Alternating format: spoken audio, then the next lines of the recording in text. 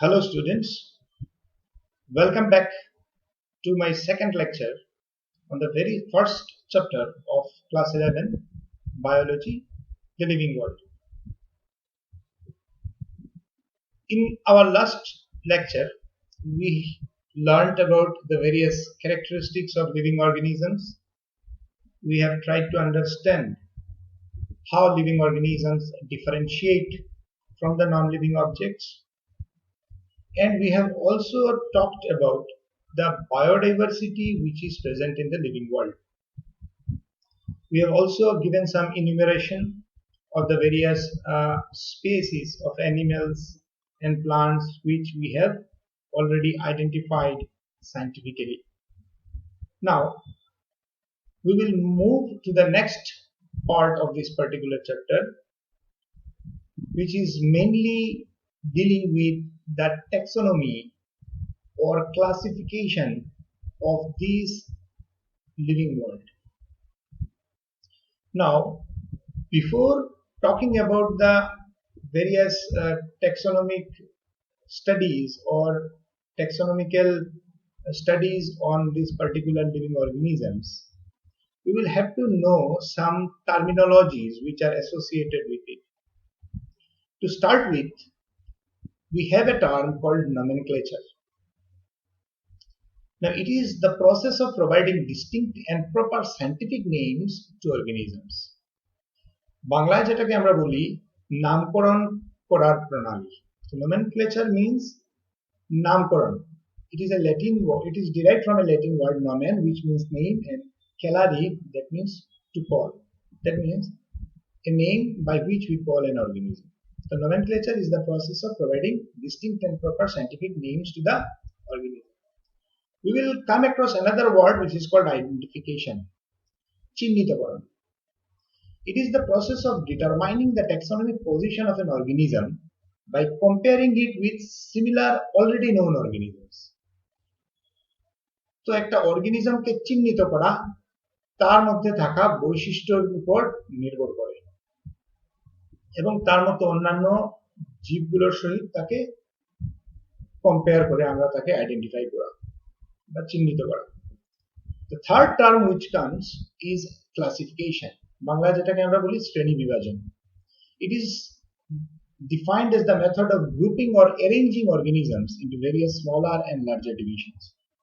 আমরা সেই বৈশিষ্ট্যের উপর ভিত্তি করে আমরা জীবগুলোকে বিভিন্ন গ্রুপে বা ক্যাটাগরিতে আমরা অ্যারেঞ্জ করি. সেই গ্রুপিংকে আমরা ক্লাসিফিকেশন বলি. Next word comes taxonomy.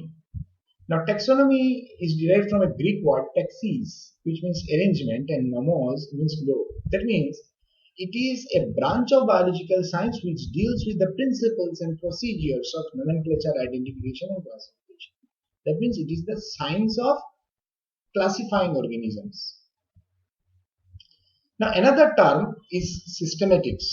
Now, this term systematics is also derived from a Greek word systema, which means order or sequence.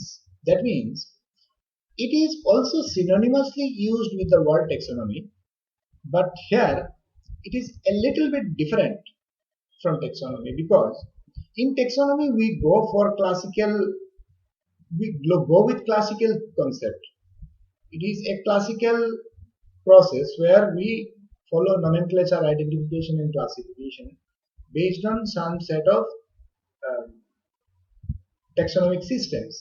But in systematics, a little bit elaborate study is done for classifying an organism. It deals with the study of diversity of organisms and their comparative and evolutionary relationships. Based on study of comparative anatomy, in systematics we give importance on not only on morphology but also on anatomy. We also give importance on its developmental stages. We study the biochemistry, we study physiology and ecology also for grouping organisms at different levels of classification. So in course of time we will better understand about the utility of these particular terminologies.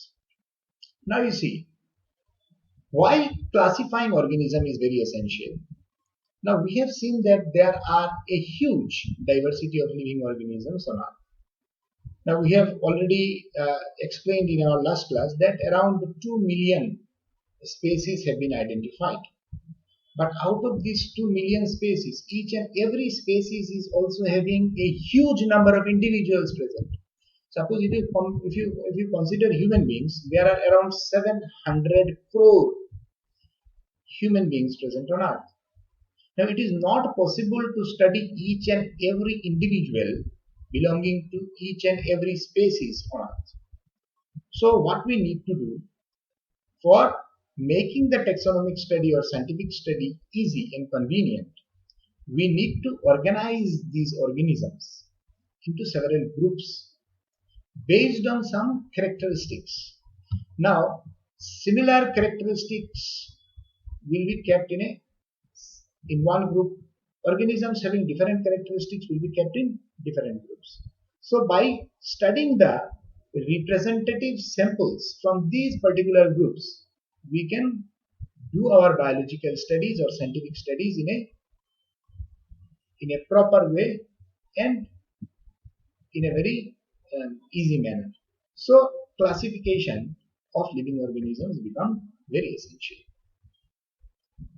Now, whenever we go for these taxonomic studies or classification, the first thing which we need to understand is nomenclature.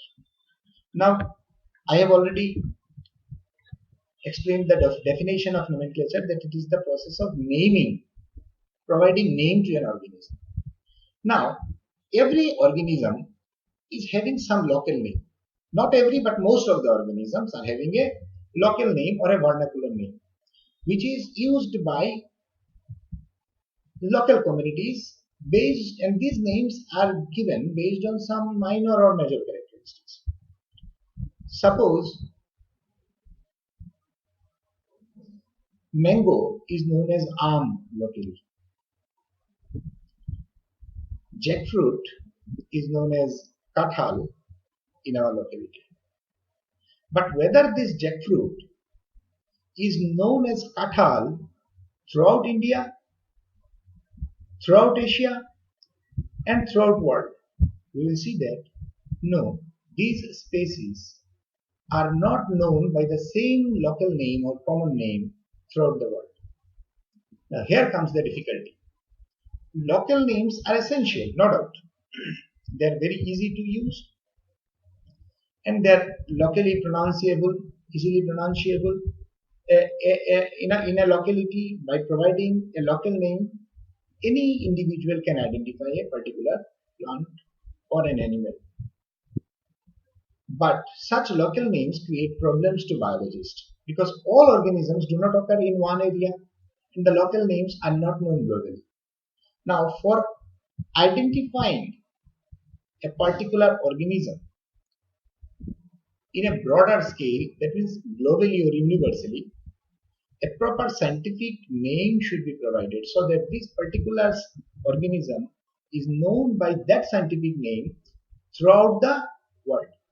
So the process of giving a scientific name or a technical name to an organism is called nomenclature. Now, how do we give a scientific name to an organism? Now, various methods have been proposed from time to time, but all these methods were not found to be suitable for following scientific names. The most accepted system which is followed in the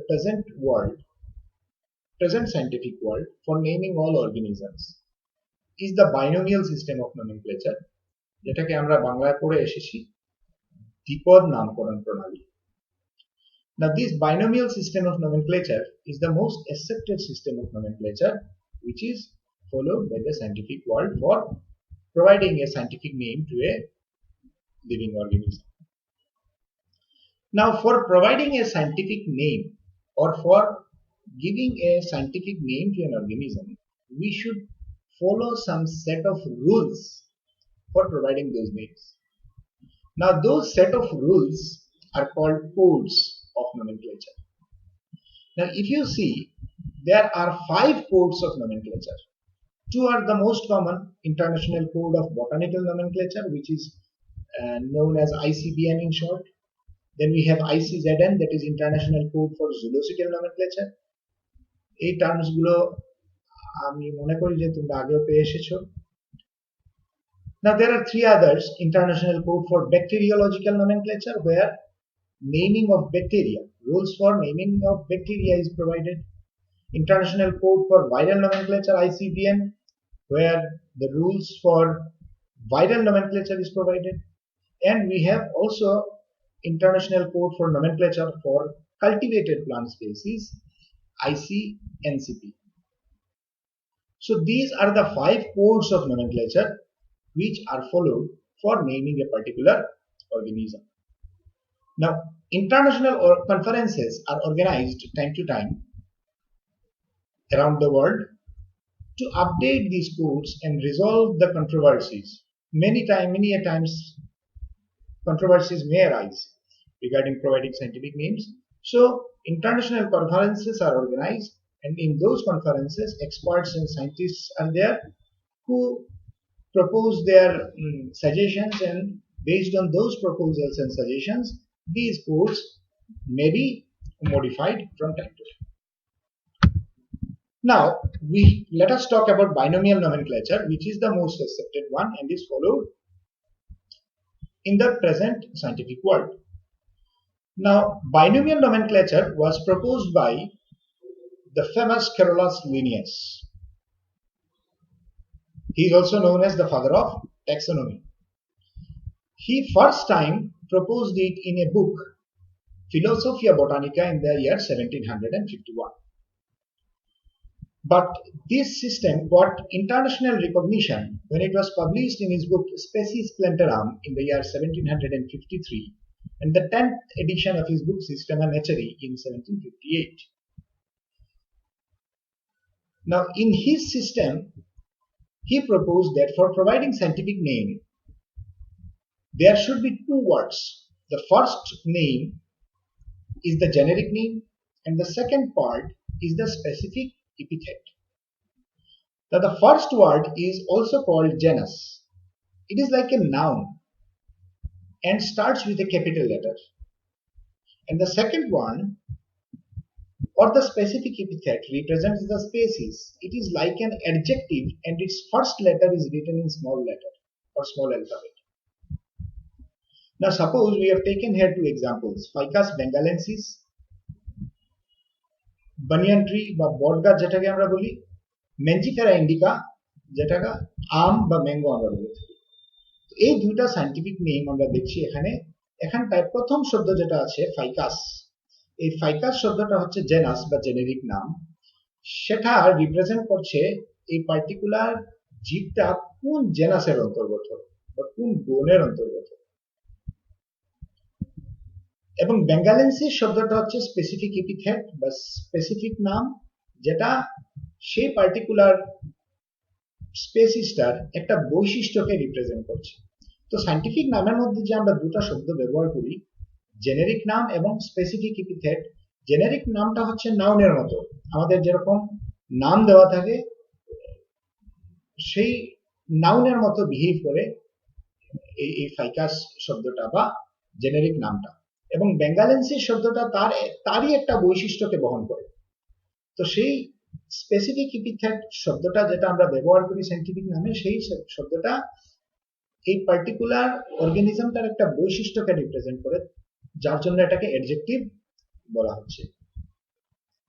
তো আমরা দেখছি কি যে binomial নমেনক্লেচারে আমরা সাধারণত 2টো শব্দ ব্যবহার করে একটা সায়েন্টিফিক নাম দিয়ে থাকি, যেখানটায় প্রথম শব্দ হচ্ছে জেনেরিক নাম বা জেনাস বা গণর নাম, এবং সেকেন্ড শব্দটা হচ্ছে তার স্পেসিফিক এপিথেট বা স্পেসিসের একটা বৈশিষ্ট্য। তো ফাইকাস বেঙ্গালেন্সিস, বানিয়ান ট্রি বা বটগাছ যেটাকে বলি, এবং ম্যাঞ্জিফেরা ইন্ডিকা আম গাছ বা ম্যাঙ্গো ট্রি আমরা যেটাকে বলি, তো সেই 2টা এক্সাম্পল আমরা এখানে তুলে ধরেছি। কিন্তু কোনো সময় এরকমও হতে পারে যে আমাদের এই বাইনোমিয়াল সিস্টেমের দ্বারা নামকরণটা সঠিকভাবে হচ্ছে না, তখন আমরা কোনো ক্ষেত্রে ট্রাইনোমিয়াল নমেনক্লেচারও ব্যবহার করে থাকি।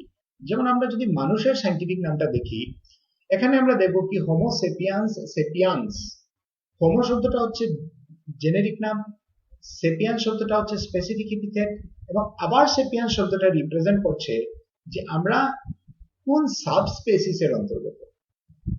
তো কোনো কোনো ক্ষেত্রে আমরা অ্যানিমেলস গুলোর নামের মধ্যে তিনটা শব্দ ব্যবহার করে থাকি, যেখানে তৃতীয় শব্দটা সাবস্পেসিসকে রিপ্রেজেন্ট করে। এবং প্লান্টসের ক্ষেত্রে আমরা দেখতে পাবো ব্রাসিকা ওলিরেসি ক্যাপিটাটা, এখানে আরেকটা উদাহরণ আমরা নিয়েছি।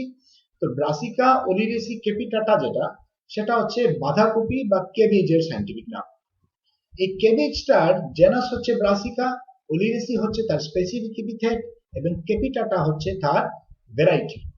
তো প্লান্টের ক্ষেত্রে তৃতীয় শব্দটা ভ্যারাইটি রিপ্রেজেন্ট করে, আর অ্যানিমেলের ক্ষেত্রে এটা সাবস্পেসিস হয় যদি আমরা ট্রাইনোমিয়াল নমেনক্লেচারকে ইউজ করে থাকি। আশা করি তোমরা বুঝতে পারছো। Now, for binomial nomenclature, there are some set of rules which need to be followed very strictly. Now, all names of plants and animals or microorganisms should normally be at least of binomial nature. Binomial nomenclature আমরা বলেছি কি binomial হতে হবে, দুটো শব্দ প্রয়োগ হতে হবে। In special cases আমরা বলেছি নামটা ট্রাইনোমিয়ালও হতে পারে। Now, the name should always be in Latin or derivatives of Latin. Latin ভাষা এটা একটা মৃত ভাষা, সেই মৃত ভাষাকে ব্যবহার করা হয় সায়েন্টিফিক নামগুলো প্রোভাইড করার জন্য।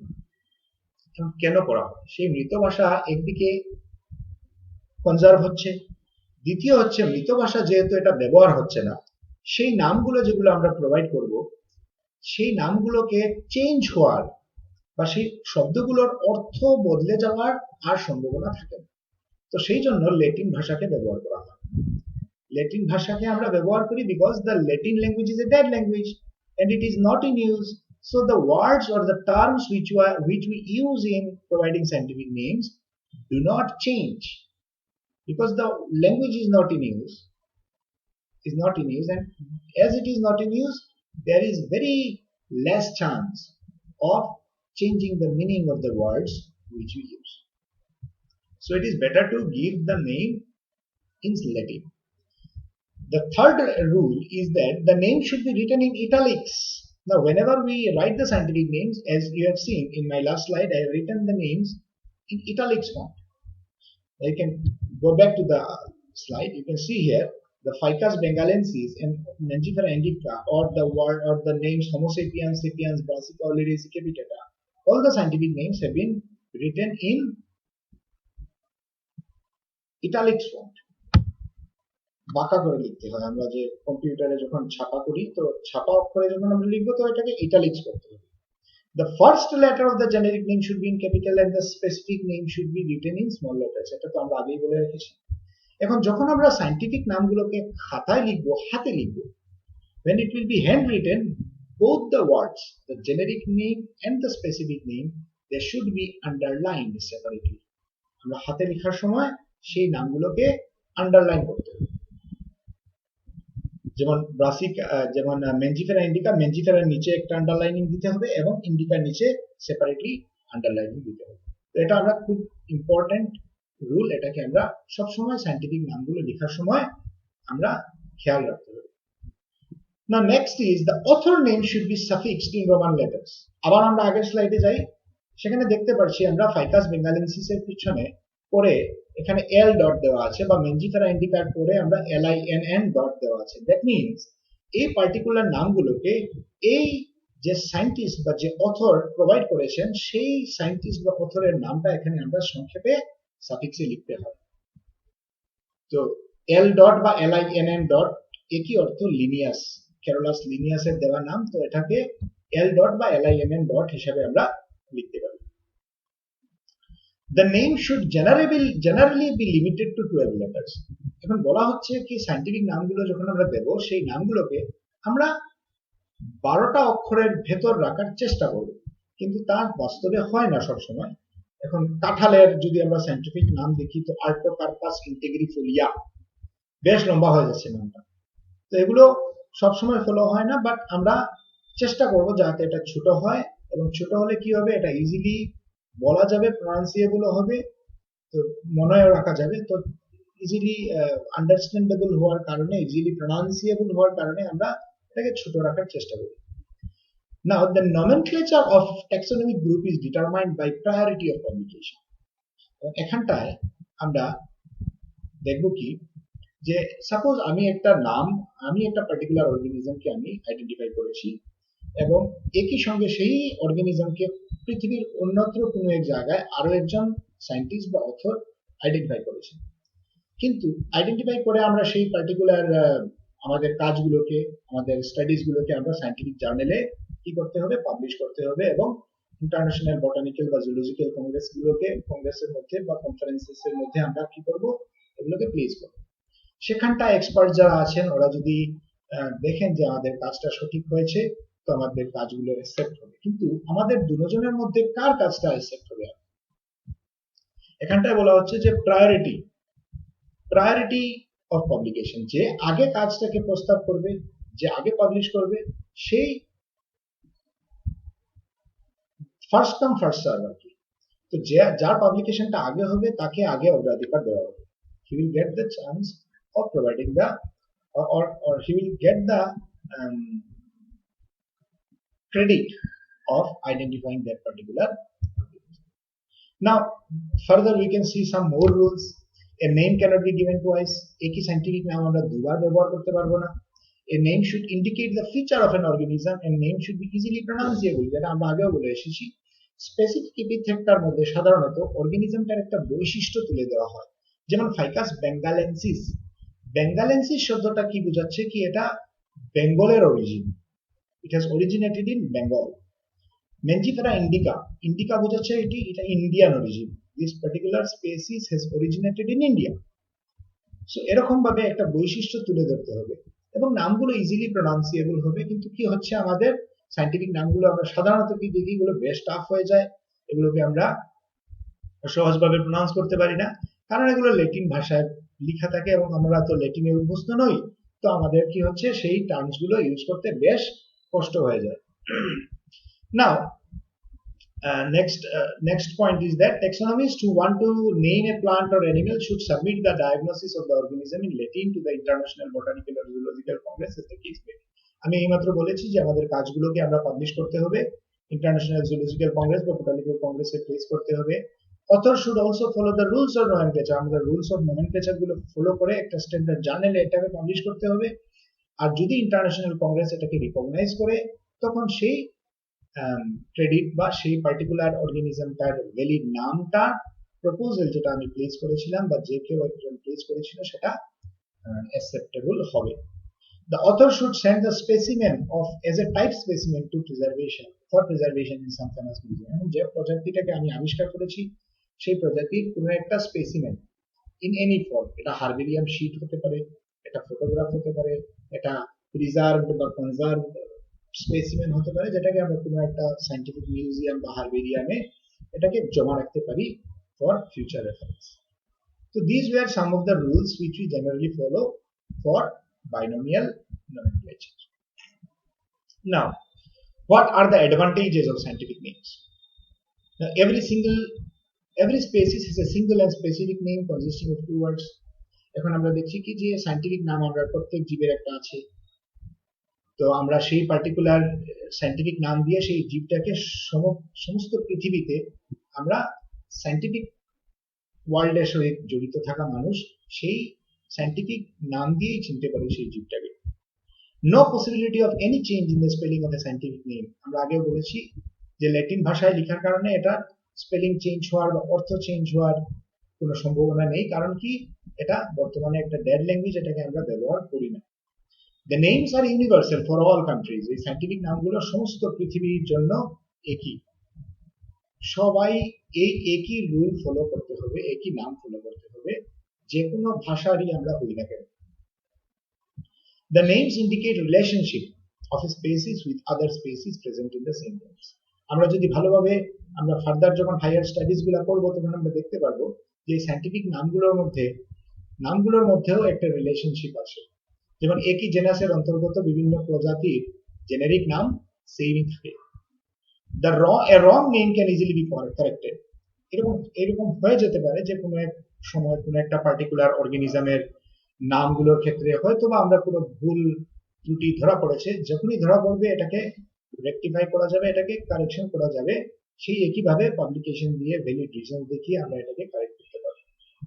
A newly discovered organism can be easily provided with a new scientific name. আমরা যে কোনো একটা নতুন আবিষ্কার হওয়া জীবের সহজেই একটা সায়েন্টিফিক নাম দিতে পারছি এই binomial system of nomenclature use করে। Now let us move further to understand these taxonomic studies. Now there are some more terms which will come across. One is taxon. Now what is a taxon? Taxon refers to a group or unit which is used in classification of an organism. এখন আমরা যখন একটা অর্গানিজমকে বা organisms গুলোকে যখন আমরা classify করি বা জীবগুলোর যখন বর্গীকরণ শ্রেণী বিভাজন করা হয়, তখন সেই শ্রেণী বিভাজনের ক্ষেত্রে আমরা সেই জীবগুলোকে বিভিন্ন ক্যাটাগরিতে বিভাজিত করি। যেমন সবচেয়ে ছোট ক্যাটাগরি হচ্ছে আমাদের স্পেসিস। স্পেসিস যেটাকে বাংলায় আমরা বলি প্রজাতি, আর সেই একই স্পেসিস গুলোকে মিলিয়ে আমরা তৈরি করছি জেনাস, এবং ক্রমান্বয়ে আমরা সবচেয়ে বড় ক্যাটাগরি হিসেবে আমরা দেখতে পাই কিংডম। তো ট্যাক্সন বা ট্যাক্সোনমিক ক্যাটাগরি বলতে একই বোঝায় যে এই পার্টিকুলার লিভিং অর্গানিজমস গুলোকে যখনই আমরা ক্লাসিফাই করি, তো সেই ক্লাসিফাই করার সময় আমরা যে ট্যাক্সোনমিক গ্রুপ বা ক্যাটাগরিজ গুলোকে ইউজ করি সেগুলোকে আমরা বলি ট্যাক্সন। এখন স্পেসিস একটা ট্যাক্সন, জেনাস একটা ট্যাক্সন, অর্ডার একটা ট্যাক্সন, ফ্যামিলি একটা ট্যাক্সন, ক্লাস একটা ট্যাক্সন, ফাইলাম একটা ট্যাক্সন, কিংডমও একটা ট্যাক্সন। তো এখানটা আমরা বলছি যে স্পেসিসটা হচ্ছে সবচেয়ে স্মলেস্ট ট্যাক্সন এবং কিংডমটা হচ্ছে সবচেয়ে লার্জেস্ট ট্যাক্সন। তো ট্যাক্সোনমিক ক্যাটাগরি আর ট্যাক্সন একই কথা, each taxon is in a hierarchical arrangement is called taxonomic. এখন হিয়ারার্কি বলতে কি বুঝি? ট্যাক্সোনমিক হিয়ারার্কি আমরা এই শব্দগুলো আগেও পেয়ে এসেছি। বাংলায় আমরা যদি বলি বর্গীকরণের বিন্যাস, তো সেই বর্গীকরণের বিন্যাস মানে কি? It refers to the arrangement of ট্যাক্সন।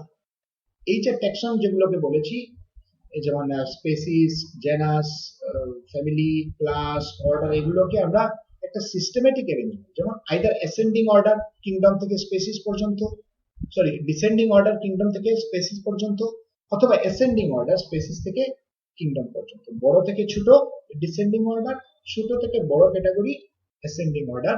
আমরা এরকম ভাবে যদি সাজিয়ে রাখি, সেই সিস্টেমেটিক অ্যারেঞ্জমেন্টকে আমরা বলি ট্যাক্সোনমিক হিয়ারার্কি। আমরা নেক্সট স্লাইড থেকে বুঝতে পারবো। এখানে তোমরা দেখতে পাচ্ছ যে কিংডমকে সবচাইতে উপরে আমরা রেখেছি, এটা হচ্ছে সবচাইতে বড় ট্যাক্সোনমিক ক্যাটাগরি। তো আমরা যখনই ট্যাক্সোনমিক হিয়ারার্কি দেখবো, এখানটা আমরা 7টা ক্যাটাগরি দেখতে পারবো, 7টা অব্লিগেট ক্যাটাগরিজ বা মাস্ট বা ভেরি ইম্পর্টেন্ট ক্যাটাগরিজ। কিংডম, তারপরে আসছে ফাইলাম অথবা ডিভিশন, তারপরে আসছে ক্লাস, তারপরে আসছে অর্ডার, তারপরে আসছে ফ্যামিলি, তারপরে আসছে জেনাস, তারপরে আসছে স্পেসিস। তো আমরা এই 7টা অব্লিগেট ক্যাটাগরিজ বা ইম্পর্টেন্ট বা মাস্ট যেগুলোকে আমরা বলি, এই 7টা ইম্পর্টেন্ট ক্যাটাগরিজ আমরা ট্যাক্সোনমিক হিয়ারার্কিতে দেখতে পাচ্ছি। কিন্তু এছাড়াও আমরা কিছু ইন্টারমিডিয়েট ক্যাটাগরিজ কোনো সময় ব্যবহার করার প্রয়োজন হয়ে যেতে পারে। যেমন কিংডমের পরে আসতে পারে সাব কিংডম, ডিভিশনের উপরে সুপার ডিভিশন, বা ডিভিশনের বা ফাইলামের নিচে সুপার সাব ডিভিশন বা সাব ফাইলাম। তদ্রূপভাবে ক্লাসের উপরে সুপার ক্লাসও হতে পারে, ক্লাসের নিচে সাব ক্লাসও হতে পারে, অর্ডারের উপরে সুপার অর্ডারও হতে পারে, অর্ডারের নিচে সাব অর্ডারও হতে পারে, ফ্যামিলির উপর সুপার ফ্যামিলিও হতে পারে, আর ফ্যামিলির নিচে সাব ফ্যামিলিও হতে পারে। তারপরে তোমার জেনাসের মধ্যে ট্রাইবসও হতে পারে। তারপর আমরা সাবস্পেসিস পেয়ে যেতে পারি বা ভ্যারাইটি পেয়ে যেতে পারি। তো এইসব আরো কিছু ইন্টারমিডিয়েট ক্যাটাগরিজ আমরা এই সব ক্যাটাগরিজ গুলোর মাঝখানটায় ব্যবহার করার প্রয়োজন হতে পারে কোনো কোনো ক্ষেত্রে। এখানটায় আমি দুটো এক্সাম্পল রেখেছি। দেখো, এক সাইডে গ্রিন কালারে আছে যেমন পটেটো। এই পটেটোটা একটা প্লান্ট, আলু যেটাকে আমরা চিনি সবাই। তো এটার আমরা যদি ট্যাক্সোনমিক হিয়ারার্কি দেখি, তো এটা কিংডম প্লান্টি বা প্লান্ট কিংডমের অন্তর্গত। এটার ফাইলাম বা ডিভিশন হচ্ছে কি, আর সাধারণত আমরা ডিভিশন শব্দটাকে প্লান্টের ক্ষেত্রে ব্যবহার করে থাকি এবং ফাইলাম টার্মটাকে আমরা অ্যানিমেলস এর ক্ষেত্রে ব্যবহার করতে পারি। তো পটেটোর ক্ষেত্রে আমরা কি দেখবো যে ডিভিশন হচ্ছে স্পারমেটোফাইটা, বা এনজিওস্পার্ম যেগুলোকে আমরা বলি। তারপর ক্লাস হচ্ছে ডাইকটোটিলেডনি বা দ্বিবীজপত্রী। তারপর অর্ডার হচ্ছে পলিমোনিয়েলস। তারপর ফ্যামিলি হচ্ছে সোলানেসি, জেনাস হচ্ছে সোলানাম, আর স্পেসিস হচ্ছে টিউবারোসা। তো এই পটেটোর সিস্টেমেটিক পজিশনটা হচ্ছে এই, মানে এটা কিংডম, কোন কিংডমের অন্তর্গত? প্লান্ট কিংডমের অন্তর্গত।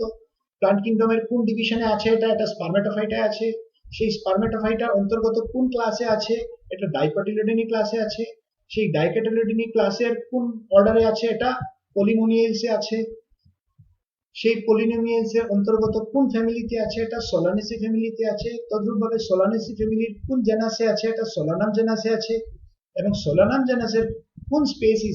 এটা হচ্ছে সোলানাম টিউবারাসাম স্পেসিস। ঠিক একইভাবে আমরা যদি মানুষের সিস্টেমেটিক পজিশনটাকে দেখি, মানুষ অ্যানিমেলিয়া কিংডমের অন্তর্গত বা অ্যানিমেল কিংডমের অন্তর্গত। আমরা ফাইলাম কর্ডাটার অন্তর্গত। এখন ফাইলাম কর্ডাটার কোন ক্লাসের অন্তর্গত? ম্যামেলিয়া ক্লাসের অন্তর্গত। ম্যামেলিয়া ক্লাসের কোন অর্ডারের অন্তর্গত? আমরা প্রাইমেটের অন্তর্গত। প্রাইমেটের কোন ফ্যামিলিতে আমরা আছি? হোমোনিডি ফ্যামিলিতে আছি। হোমোনিডি ফ্যামিলির কোন জেনাসের অন্তর্গত? আমরা হোমো জেনাসের অন্তর্গত। এবং হোমো জেনাসের অন্তর্গত আমরা হচ্ছে সেপিয়ান্স স্পেসিস। তো এইরকম ভাবে আমরা অর্গানিজমস গুলোর সিস্টেমেটিক পজিশন বা টেক্সোনমিক পজিশনকে আমরা লিখে থাকি এই টেক্সোনমিক হিয়ারার্কিকে ফলো। এখন আমরা এই টেক্সোনমিক ক্যাটাগরিজ গুলোকে একটু ভালো করে বোঝার চেষ্টা করব যে এই ক্যাটাগরিজ গুলো আমরা কি রকম ভাবে ডিফাইন করে থাকি। প্রথমেতে আসছে species. Now species is the smallest unit or the basic unit or taxon of classification. It denotes a group of individuals which are closely similar and breed among themselves. তো কি বলা হয়েছে এখানে যে স্পেসিস হচ্ছে সবচেয়ে ক্ষুদ্রতম একক। আমরা একটু আগে বলে এসেছি যে ট্যাক্সনের মধ্যে সবচেয়ে স্মলেস্ট ট্যাক্সন হচ্ছে স্পেসিস। এখন স্পেসিস বলতে আমরা কি বুঝি? স্পেসিস হচ্ছে a group of individuals, কয়েকজনের একটা দল, একটা গ্রুপ, যে কয়েকজন, কোন কয়েকজনের দল? সেই কয়েকজন যারা একে অপরের সহিত খুবই সিমিলার, মরফোলজিক্যালি দেখতে তারা একই রকমের, এবং তারা তারার মধ্যেই প্রজনন করে এবং তাদের মতোই একটা জীবের জন্ম দেয়। তো যেমন আমরা মানুষ সবাই দেখতে একই রকমের, আমরা সব মানুষ একই প্রজাতির। আম গাছ সব একই রকমের দেখতে, তো আম গাছের মধ্যে আমরা বলতে পারি যে সব আম একই প্রজাতির। এখন সিংহ সব দেখতে একই রকমের, তো সব সিংহগুলো একই প্রজাতির।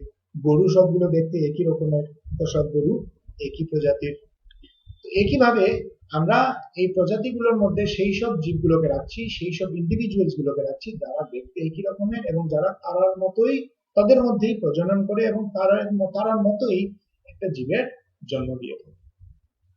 এবং স্পেসিসকে বুঝতে গেলে, স্পেসিসের এই কনসেপ্টটাকে বুঝতে গেলে আমরা আরো তিনটা কনসেপ্ট বুঝতে হবে। স্পেসিসটাকে আমরা ডিফাইন বিভিন্ন সময় বিভিন্ন ভাবে করেছি। এখন প্রথম কনসেপ্টটা হচ্ছে মরফোলজিক্যাল স্পেসিস কনসেপ্ট। কিছু কিছু সায়েন্টিস্ট যেমন লিনিয়াস স্পেসিসকে ডিফাইন করার সময় স্পেসিসকে কোন ভিত্তিতে ডিফাইন করেছেন? According to morphological species concept, a species is defined on the basis of possession of morphological or phenotypic characters not possessed by other species. একটা প্রজাতিকে আমরা ডিফাইন করি কি রকম ভাবে? সেই প্রজাতির দৈহিক বৈশিষ্ট্যের উপর ভিত্তি করে, সেই সব বৈশিষ্ট্য যেগুলো ফেনোটিপিক, মানে যেগুলো আমরা দেখতে পাই, সেই সব দেখতে পাওয়া মরফোলজিক্যাল বা দৈহিক বৈশিষ্ট্যের উপর ভিত্তি করে আমরা স্পেসিসগুলোকে আইডেন্টিফাই করি। একটা স্পেসিসের দৈহিক বৈশিষ্ট্য অন্য স্পেসিসের দৈহিক বৈশিষ্ট্যের সাথে মিল থাকবে না, তো সেটাই হচ্ছে morphological species concept. Next is biological species concept. এটাকে মেয়ার ফরওয়ার্ড করেছিলেন। তিনি গুরুত্ব দিয়েছেন ব্রিডিং বা রিপ্রোডাক্টিভ ক্যাপাবিলিটির উপর। বায়োলজিক্যাল স্পেসিস কনসেপ্ট স্পেসিসকে ডিফাইন করছে as individuals of population capable of interbreeding among themselves. আমি একটু আগে বলে এসেছি যে প্রজাতির মধ্যে থাকা ইন্ডিভিজুয়ালসরা কি করতে পারে? তারা তাদের মধ্যে প্রজনন করতে পারে এবং তাদের মতোই একজন জীবের বা জন্ম দিতে পারে বা সৃষ্টি করতে পারে। আর the final one, the latest one is the genetic species concept. Here, species is defined as a group of individuals interbreeding among themselves, but are reproductively isolated from such other groups due to genetic differences. এখন দেখো এই যে species যেগুলো আছে x species এর অন্তর্গত যে individuals গুলো আছে তারা তাদের মধ্যে প্রজনন করতে পারে, কিন্তু এক প্রজাতির ইন্ডিভিজুয়াল অন্য প্রজাতির ইন্ডিভিজুয়ালের সাথে প্রজনন করতে পারে না এবং পারবে না, কারণ আমরা এক প্রজাতি অন্য প্রজাতির থেকে জেনেটিক্যালি ডিফারেন্ট। আমাদের ক্রোমোজোমস গুলোর সংখ্যার মধ্যে তফাৎ আছে এবং ক্রোমোজোমস গুলোর মধ্যে থাকা জিনগুলোর মধ্যে ডিফারেন্সেস আছে, জিনের অ্যারেঞ্জমেন্টের মধ্যে ডিফারেন্সেস আছে। তো এই তিনটা কনসেপ্টকে মিলিয়ে আমরা ডিফাইন করি স্পেসিসকে as individuals a species can be defined as a group of individuals which are morphologically similar, can interbreed among themselves, and are reproductively isolated from such other groups due to genetic differences. তো এই আমরা বুঝতে পারলাম species কি বা species আমরা বলতে কি বুঝি। Next is genus. Now genus is the second to species.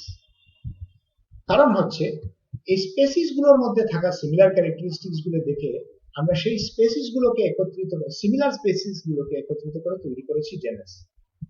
It is the next higher taxon to the taxon or unit of classification above the species.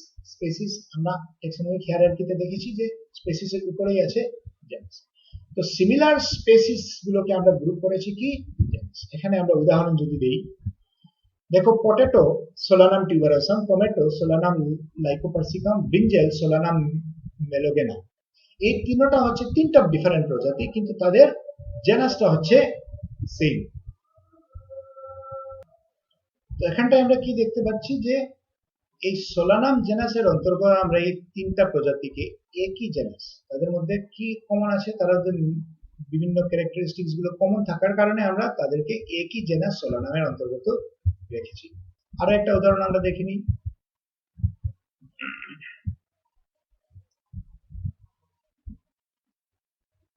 Lion, leopard এবং টাইগার। এখানটায় আমরা কি দেখতে পাচ্ছি যে লায়নের সাইন্টিফিক নাম হচ্ছে প্যান্থেরা লিও, লিওপার্ডের Panthera পার্ডাস, টাইগারের হচ্ছে প্যান্থেরা টাইবিস। এই তিনটে আমরা যে বিগ ক্যাটস দেখছি এখানটায়, all these three are the members of the genus Panthera. So lion, leopard এবং tiger, all these three species belong to the same genus Panthera. Next category is family. Now family is a taxon with one or more related genera. Genus গুলোর মধ্যে similarities দেখে আমরা কয়েকটা জেনাসকে একত্রিত করে একই ফ্যামিলিতে রাখি। যেমন সোলানাম, পেটুনিয়া এবং দাতুরা, এই তিনটা জেনাস একই ফ্যামিলিতে রাখা হয়েছে, যেটাকে আমরা সোলানেসি ফ্যামিলি বলে থাকি। আমরা হায়ার স্টাডিজ গুলো যখন করব তখন আমরা এগুলোকে আরো একটু ভালোভাবে বুঝতে পারবো। এখানটা আমি যা শুধু এক্সাম্পল দিয়ে যাচ্ছি যাতে আমরা বুঝতে পারি যে এই তিনটা জেনাস তাদের মধ্যে সিমিলারিটিস থাকার কারণে আমরা এটাকে সোলানেসি একই ফ্যামিলি সোলানেসিতে রেখেছি। আরো একটা উদাহরণ যদি আমরা দেখি, প্যান্থেরা এবং ফেলিস, এটা হচ্ছে দুটো জেনাস, এগুলো দুটোই ক্যাট ফ্যামিলির, ফেলিডি। Both these genus come under the common family Felidae because both are having some common characteristics. Similarly, if we see the next category order, it is made up of one or more related families. এখন প্লান্টের ক্ষেত্রে যদি আমরা দেখি কনভালভুলেসি, Solanaceae এবং পলিমোনিয়েলস, কনভালভুলেসি এবং Solanaceae এগুলোকে আমরা পলিমোনিয়েলস অর্ডারের অন্তর্গত রেখেছি। অ্যানিমালস এর ক্ষেত্রে ফেলিডি এবং কনসিডি এগুলোকে আমরা কার্নিভোরা অর্ডারের অন্তর্গত রেখেছি। তো আমরা সিমিলার ফ্যামিলিজ গুলোকে কই রেখেছি, একই অর্ডারে রেখেছি। Next category is class, it is higher than the order. এখানটায় আমরা one or more related orders গুলোকে রেখেছি। আমরা যদি অ্যানিমেলিয়া, ক্লাস অ্যানিমেলিয়া যদি আমরা দেখি, has a number of order, যেমন টোটাল অ্যারাউন্ড 19 অর্ডারস আছে। আমরা এখানটা শুধু কয়েকটা মেনশন করেছি, কার্নিভোরা, রোডেন্সিয়া, প্রাইমেটস, ইনসেক্টিভোরা। এই অর্ডারস গুলো মধ্যে কমন ক্যারেক্টারিস্টিক্স হচ্ছে কি যে ওরা সবার মধ্যে মেমারি গ্ল্যান্ডস আছে এবং এক্সটার্নাল আর্স বা হেয়ার আছে।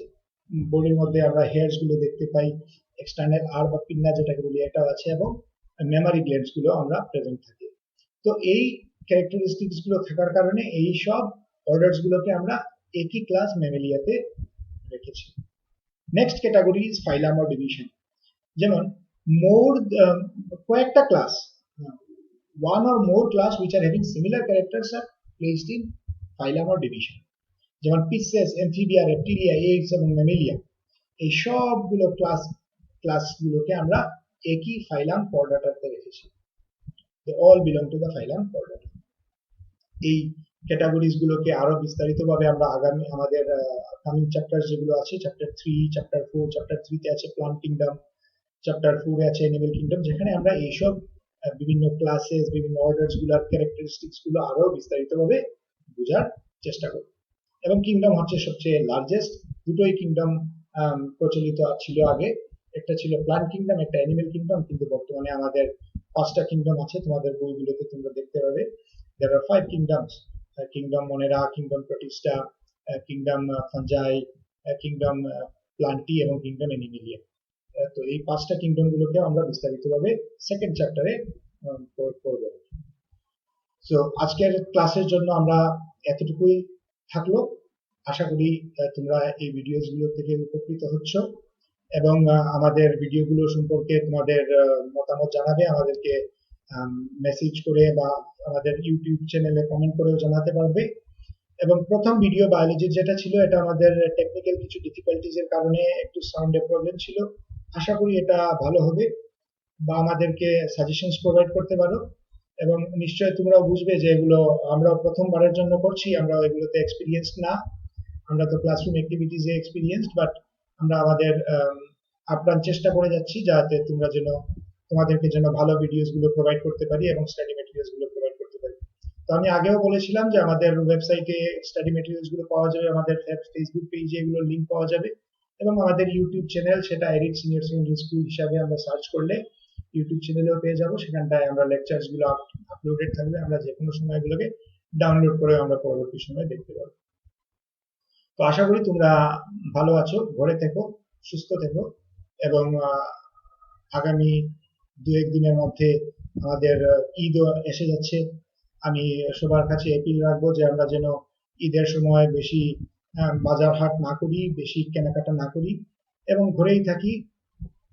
আমরা একটু সংযমী হওয়া দরকার, বোঝা দরকার যে করোনা ভাইরাস খুব দ্রুত গতিতে বাড়ছে। এখন অলরেডি 1 লাখ ক্রস করেছে ইন্ডিয়াতে, আসামে অলমোস্ট 200 হয়ে গেছে। তো আমরা একটু সিরিয়াস হওয়া দরকার। আমরা ঘরে থেকে ঈদকে এবার পালন করি, এবং এই তোমাদেরকে ঈদের শুভেচ্ছা জানিয়ে আমার আজকের ক্লাস আমি এখানেই শেষ করছি। দেখা হবে তৃতীয় ভিডিওতে আমরা আশা করি এই চ্যাপ্টারকে আমরা শেষ করতে পারবো। ধন্যবাদ। Thank you all.